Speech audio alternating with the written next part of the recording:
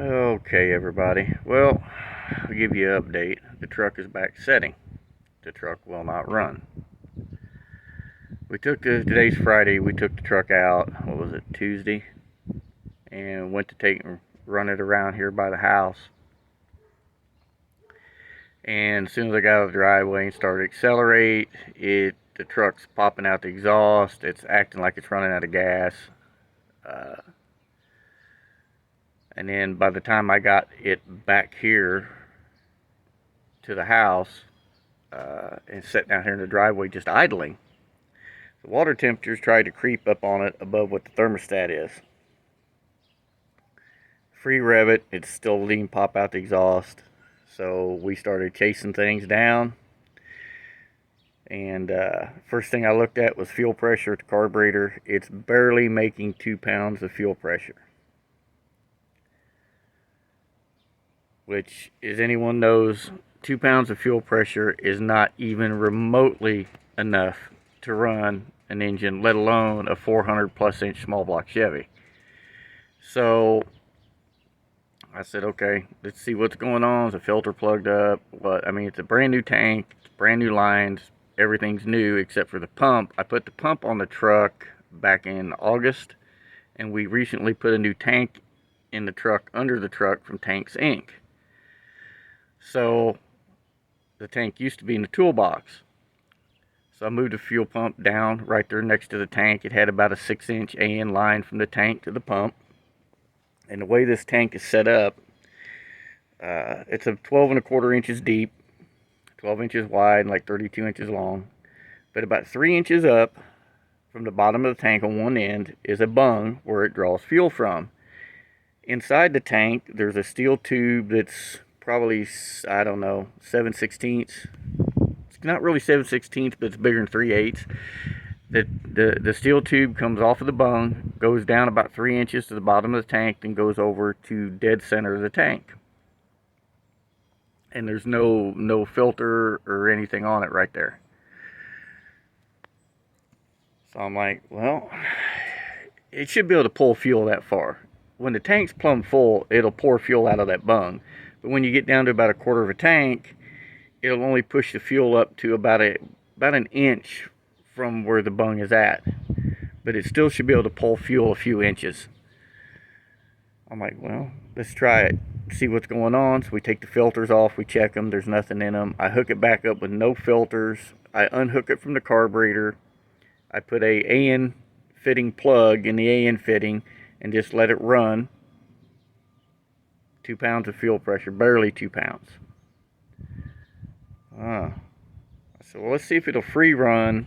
Maybe it'll kick itself out of, because these pumps have an internal bypass in them, according to Carter. It's a Carter rotary vane pump, 6 to 9 psi.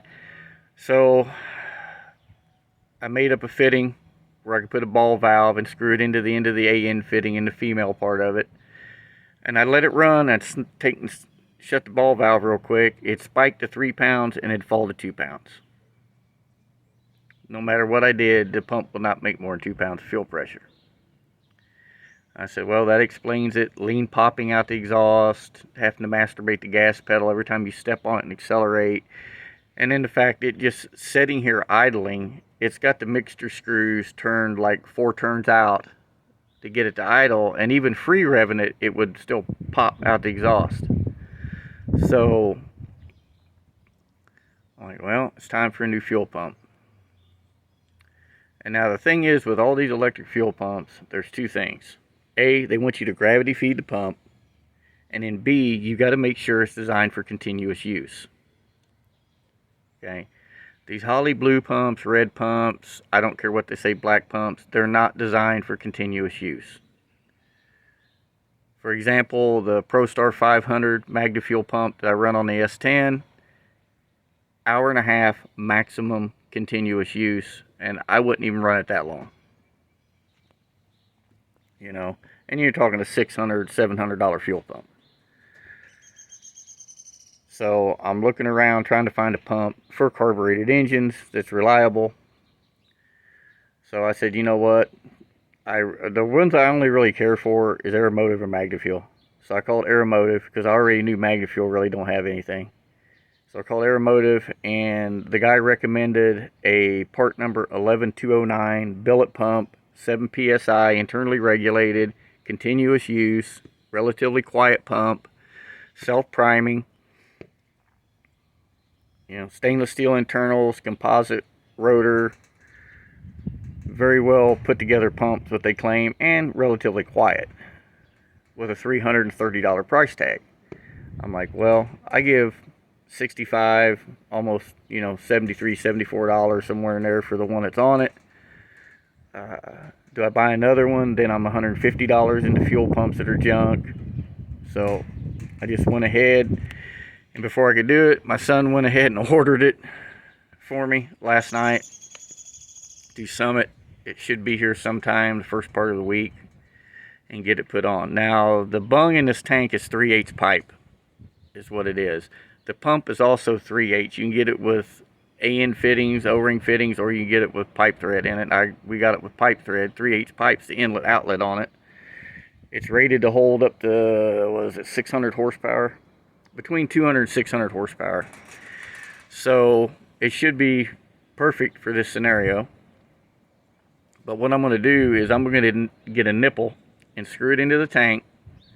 There's enough room on the end of the tank, if I can do it, thread the pump onto the nipple and turn the pump till I get it where I want it tight, and then I'll make a bracket off the tank mounting bracket to support the pump, and we'll put some rubber or something in the mount as a shock absorber, and I'm going to put the pump right off the end of the tank.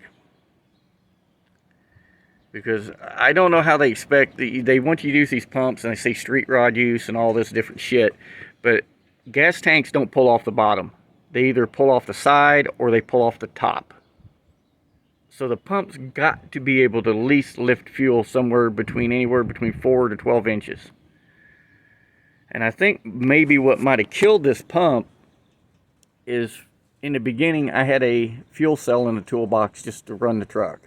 And it would have to pull fuel 12 inches straight up, then about 12 inches over to where I had the pump mounted. I tried to get them mounted as close to the fuel, outlet as I could. And, it would make racket till it got prime. It used to carry 6 pounds of fuel pressure. And then I noticed the last time we were running it in there, when we swapped the converter and everything, and I was trying to get it to run and top the transmission off and make sure everything was kosher with it, it struggled to fill the fuel filter up. It would not stay running. It'd start, it'd run for a minute and die. And then I'd turn the pump on, it'd get enough fuel, it'd start, run for a few seconds, then die. And then when I turned the pump on, I had one of those just cheap see-through plastic, like a Fram or Purolator, fuel filters up by the carburetor, because I hadn't really figured out where I was going to run the fuel lines yet, and it would struggle to fill the filter. It'd get it about a third of the way full, just enough the carburetor get a whiff of gas or it'd run, and then sitting there running for 15 or 20 minutes, it still only had the filter about half full. So I think the problem started back then. But and again, that explained it popping out the exhaust. Back then it was lean popping out the exhaust. So, because the timing was set, everything was set, and the engine ran perfectly fine when it carried 6 pounds of pressure. Now it carries 2 pounds, forget it. It won't even get out of its own tracks. You try to give it gas and it pops and hiccups out the carburetor, pops out the exhaust, and then you got to sit there and pump the shit out of the pedal like a bad accelerator pump. When you have one that's bad and you hit that dead spot, that's what it acts like. And, honestly, the carburetor needs, I don't know, I always do a minimum of 5 pounds if it's just a stock engine. This one's not stock. I mean, it's over 400 inch. It's got flat tops in it. It's probably 9.6, 9.8 to 1 compression with a 64 cc head and a flat top piston. It's got a stage 1 RV cam in it. So, I mean, it's not stock. So 2 pounds of fuel pressure is not, going to keep it running. And it should have been a hint when I had the mixture screws out 4.5 turns if something wasn't right. But, it's an Edelbrock carburetor. So, they don't call them Edel junk for anything. I've had multiple Edelbrock carburetors where the threads for the idle mixture screws were so loose that they'd leak. So, but I've also had quick fuel carburetors where the idle adjustment screw will literally strip out, or have a three or four thread area where they just, you can turn it 3 or 4 threads and it'll push the screw back like a little area where it's stripped. So they're all garbage anymore, all pop metal and bullshit, or poor grade aluminum.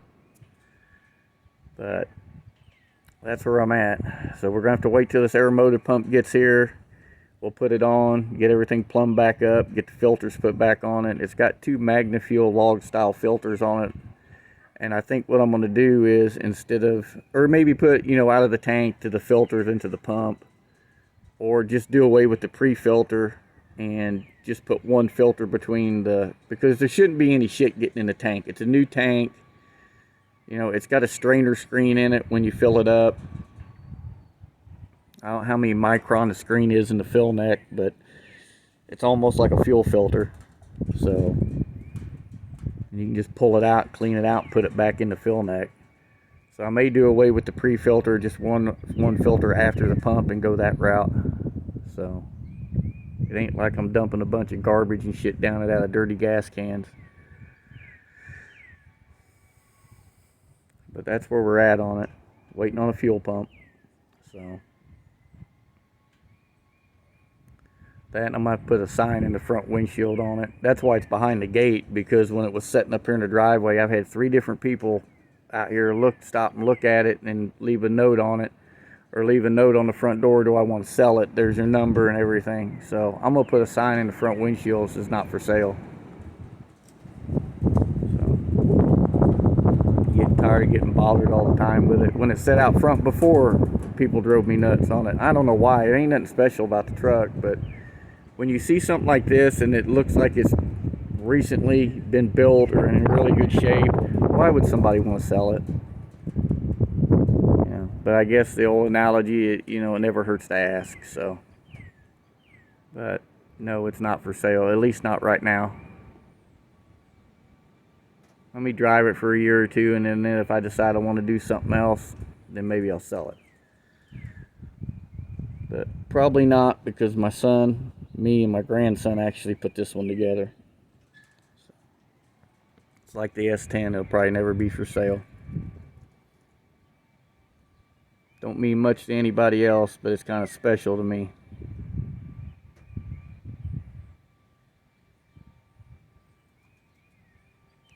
But that's where we're at, waiting on a fuel pump. So when I get it running right, I'll take you guys with me. We'll go for a ride. We ended up changing the steering box on it too. I had bought just a brand new Cardone box for it. Steering box. The first one had about a half a turn of play in it. It was it was god awful. So we sent it back, and they warranted it. Got another one. It had about a quarter turn of play in it. I'm like, I'm not doing this. So he ended up, said, okay, let's try one of these red top boxes everybody talks about. So I ordered one. It's almost $800, but when they ship you your box, you ship your core back, and you get like a $350 core charge back. So it made it like $370 or somewhere in there. But this truck has 0 play in it now. The truck has a wider turning radius than it did with the Cardone box, which is a lot better. I actually had to extend the stabilizer shocks out another 1/2 inch on either side. They want them set at 4.5 inches. I got them set at 5 inches. And then we had to readjust the bump stops when you turn. But it turns so much better now and drives so good. Just won't get out of its own tracks with 2 pounds of fuel pressure. So, but I guess if I need to move it, I can go up and buy one of those little cheapy Mr. Gasket or Edelbrock fuel pumps that O'Reilly's off the performance shelf and throw on it. So, but again, that's where we're at. I'm getting long-winded. Everybody stay safe. God bless. And as soon as we get this aeromotive pump we'll get it running and get it going again. Later.